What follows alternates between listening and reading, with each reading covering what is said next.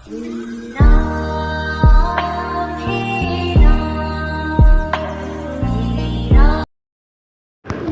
श्री राम दोस्तों, आप देख रहे हैं YouTube चैनल ज्ञान स्टार प्लस। तो दोस्तों, आप सभी का हार्दिक स्वागत और अभिनंदन। दोस्तों, आज हम आपको बताने जा रहे हैं कि ना भूलिए वह दिन जो कि हम भारतवासियों के लिए एक स्वर्णिम अक्षरों में लिखा जाएगा। हमारे आराध्य प्रभु श्री राम का घर, राम मंदिर का उद्घाटन, प्राण प्रतिष्ठा की जाएगी। और देखिए, वह घर बन करके तैयार हो गया है। और दोस्तों, चैनल को सब्सक्राइब कर दो।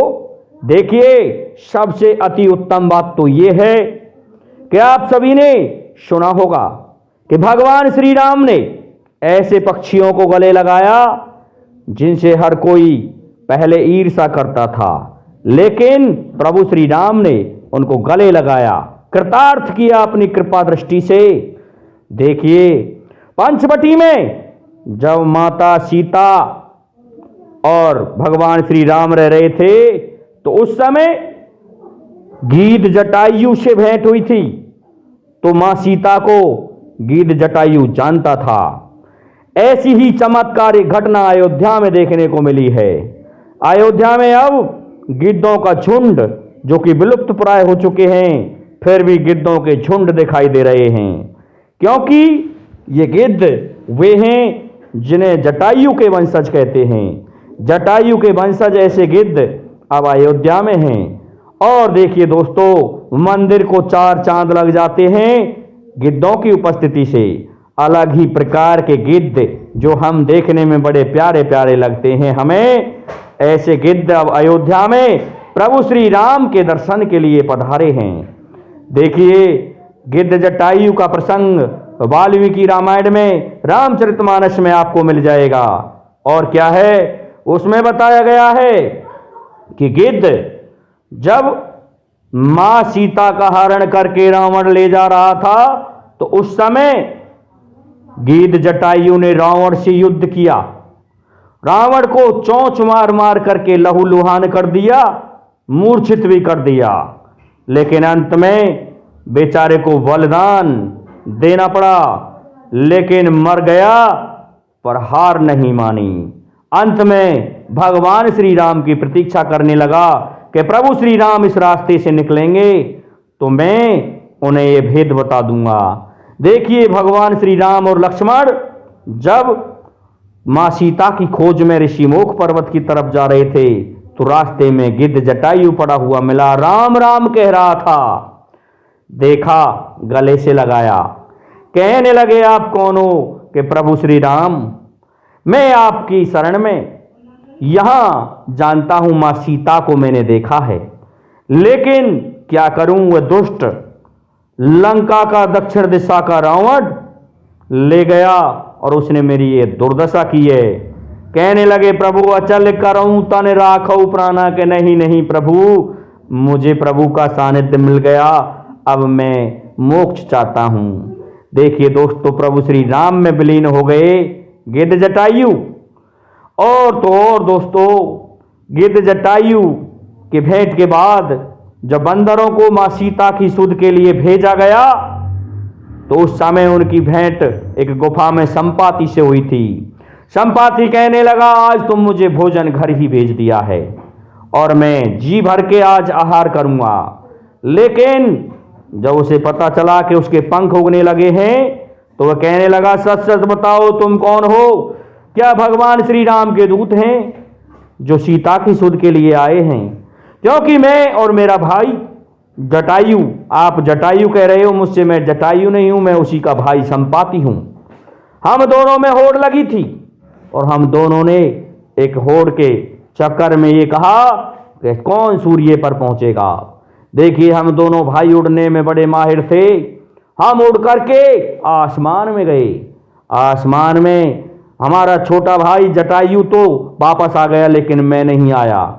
इस कारण सूर्य देव के ताप से मेरे पंख जल गए। जब मैं गधेला की तरह जमीन पर आकर के गिरा, तो आकाशवाणी हुई और कहा कि संपाति, तेरे पंख अब नहीं उग पाएंगे। ये उस दिन उगेंगे जिस दिन प्रभु श्री राम के दूतों को तू तेरी आंखों से देखेगा। उस दिन तेरे पंख निकल आएंगे। तो मेरे पंख निकल आए, सच सच बताओ आप कौन हो? वानर कहने लगे, हाँ तुम सच कहते हो संपाति, हम निश्चित ही प्रभु श्री राम के दूत हैं। तो अब अच्छी बात हुई।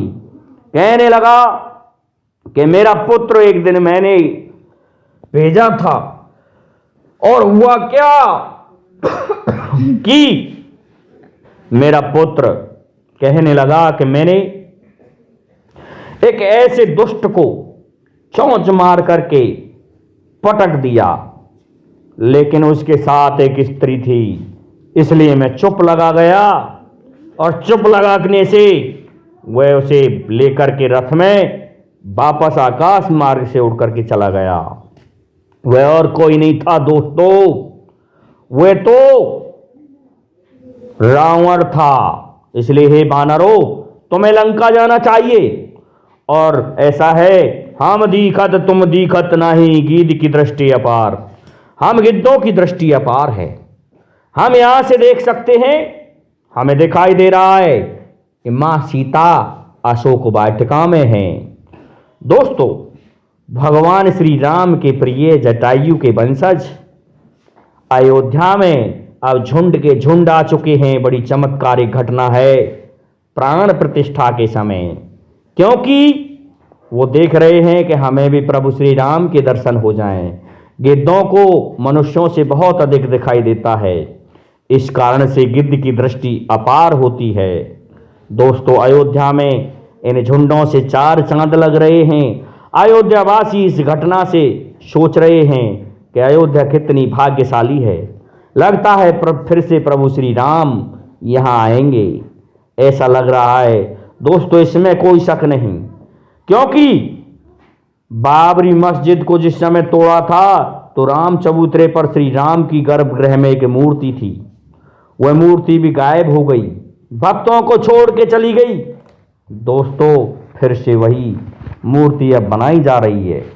नेपाल से 27 टन की दो शिलाएं मंगाई गई हैं, 27 टन की, जिनसे मूर्ति तराशी जानी थी। लेकिन संतों ने कहा कि इन पत्थरों से मूर्ति नहीं बनाई जा सकती, ये तो शालिग्राम हैं, और शालिग्राम स्वयं श्री हरि विष्णु के अवतार हैं, इसलिए इनसे नहीं बनाई जा सकती, क्योंकि ये कालिंदी के टुकड़े हैं, इनको टुकड़ा नहीं करना चाहिए, ये तो शालिग्राम भगवान हैं।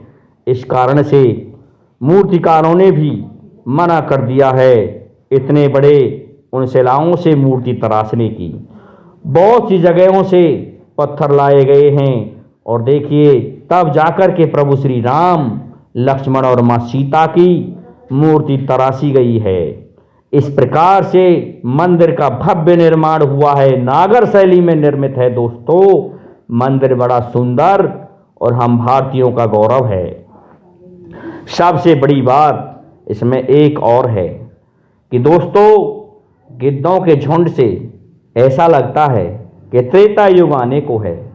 त्रेता युग में भगवान श्री राम ने गिद्धों से कहा कि तुम वरदान मांगो, तो उन्होंने कहा प्रभु हमारा मांस खाना कब छूट जाएगा, कि ये तो तुम्हारा आहार है, ये कभी भी नहीं छूटेगा, लेकिन उस दिन छूट जाएगा जब इंसान तुमसे ज़्यादा मांस खाने लग जाएगा। दोस्तों, अब देख रहे हो गिद्ध लुप्त प्राय हो चुके हैं, फिर भी अयोध्या के भाग्य समझो कि वहाँ पर गिद्धों ने आकर के अपनी शरण स्थली बना लिया है। और दोस्तों, आए दिन चमत्कारिक घटनाएं हो रही हैं। हनुमान जी भी प्राण प्रतिष्ठा के दिन अयोध्या में निश्चित आएंगे, क्योंकि उनके प्रभु श्री राम लला वहाँ पर विराजमान होंगे।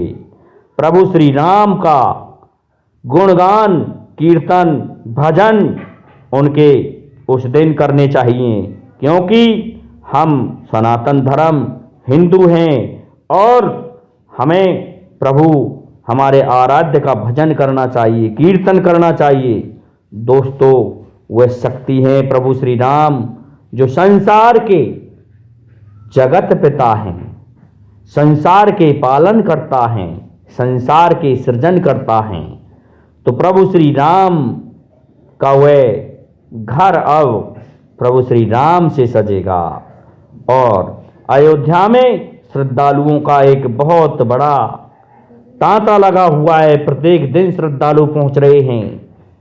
प्रशासन उन श्रद्धालुओं को ठहरने के लिए होटल, रेस्टोरेंट, कैफे आदि की व्यवस्थाएं देख रहे हैं और पूछ रहे हैं कि कितने कमरे खाली हैं, क्योंकि 22 जनवरी का दिन अविस्मरणीय होगा। दोस्तों, इन गिद्धों की उपस्थिति से आपको क्या लगता है, कमेंट करके जरूर बताइए। जय हिंद, जय भारत, जय जय श्री राधे, जय जय श्री राम।